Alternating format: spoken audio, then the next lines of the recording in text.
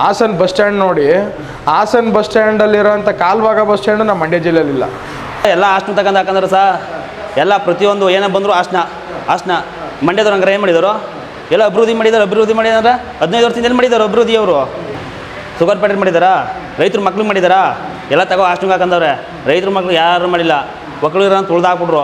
ಮಂಡ್ಯ ಹಾಸನ್ಗೋಸ್ಕರ ಮಂಡ್ಯಕ್ಕೆ ಏನೂ ಕೊಟ್ಟಿಲ್ಲ. ಅವ್ರ ಕೊಡುಗೆ ಶೂನ್ಯ. ಮಂಡ್ಯಕ್ಕೆ ಹಾಸನ್ಗೋಸ್ಕರ ಡೆವಲಪ್ಮೆಂಟೇ ಇಲ್ಲ ನಮ್ಮಲ್ಲಿ ಏನೂ. ಅವತ್ತು ಹೆಂಗೆ ನಾವು ಚಿಕ್ಕ ಹುಡುಗರಾಗ ನೋಡ್ತಿದ್ದೋ ಮಂಡ್ಯನ, ಇವತ್ತು ಅದೇ ಮಂಡ್ಯ ಇರೋದು ಹೊರತು ಬೇರೆ ಏನು ರೋಡಲ್ಲಿ ಇನ್ನೊಂದಾಗಲಿ ಬೇರೆ ಏನು ಆಗಲಿಲ್ಲ.